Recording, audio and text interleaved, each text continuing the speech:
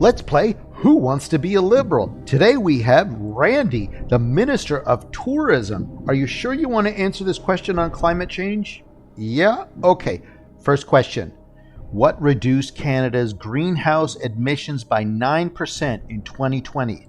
First answer, carbon tax. Next, snowshoeing overtook cars. Next, snowball fight cuts fuel use. Or COVID. Do you want to ask a friend or do you want to ask an expert? Are you sure you want to answer this? What is your answer? Carbon tax. Are you sure you want to lock that in? Yes?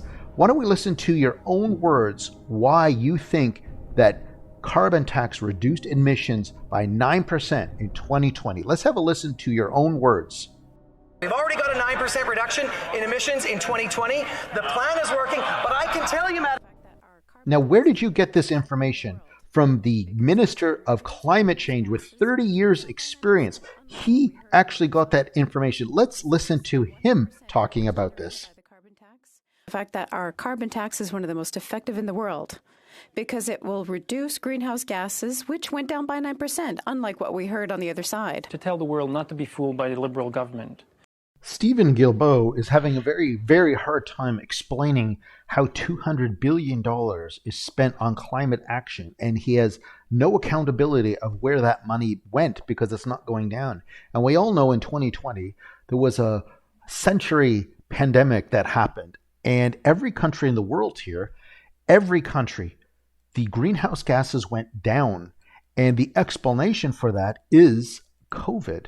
Now, for him, Stephen and Randy, to take credit for it that the carbon tax is working is actually an insult to human intelligence that these two men are using fear, and that's all it is, on why greenhouse gases went down in 2020. Like, it's almost a convenience of why that is. And it's like a never missed opportunity to say stuff like that. And I would like them to apologize and say that, well, first of all, that was not it. And second of all, where did that $200 billion go? Because I got a feeling it just leaves Canada and it ends up in the United Nations or something somewhere, and it just gets dispersed out to people to promote the marketing of the climate change. That's what it looks like. And Catherine McKenna, the queen of climate change, she's held responsible for this too. There are like 1,000 projects generated by the carbon tax to reduce climate change, and none of it, all of it disappeared. It just so happened that COVID came about, and all those projects disappeared. All the accountability of everything was just gone.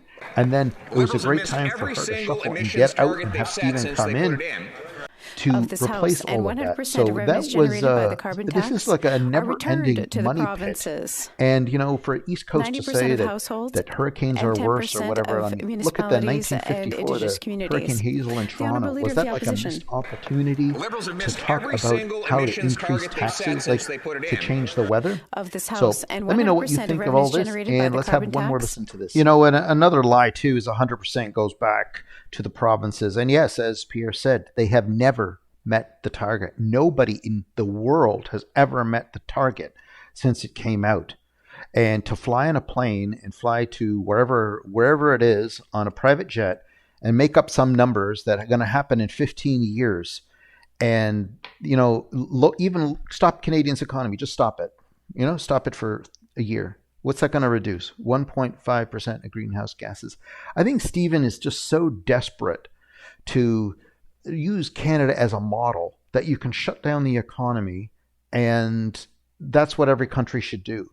And I don't get it why he's so ignorant with that, because if he wanted to do the liquefied natural gas, ship that to China and to Germany for geopolitical help. And not only that, it would reduce greenhouse gases. It really would. And he doesn't care. And I find that so unbelievable. He's a Greenpeace guy. This guy has the experience.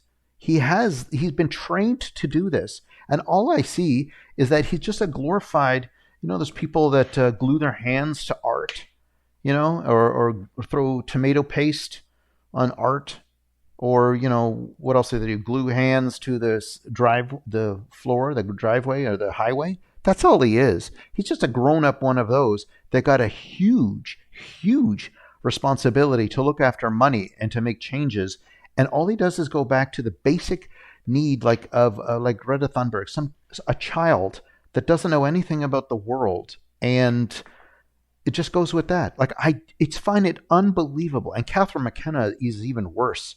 She is the one. At least she admitted it one time in a bar. Say it loud, say it often, and they will totally believe it. And that did it. And I'm really surprised in the history of the world that these tactics have not gone away. They've been around forever, and everyone still falls for it. And it's unbelievable why that happens. Anyway, I thought everyone should be able to see that. And Stephen Guilbeault, this guy needs to go on stage. I don't know. I'll say Joe Rogan just because he's famous. I don't care who it is.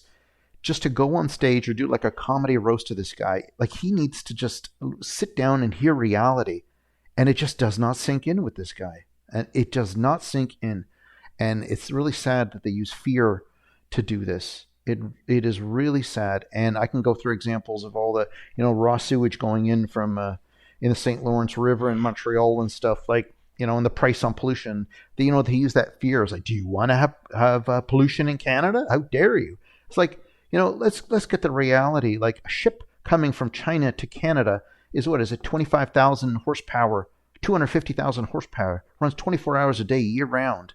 I think the top 10 shipping freighters in the world produce more greenhouse gases than all the cars.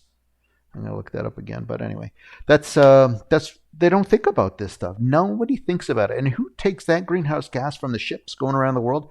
Which country takes responsibility of that? Because maybe Canada should take the responsibility of that, and China too. Obviously, they do it.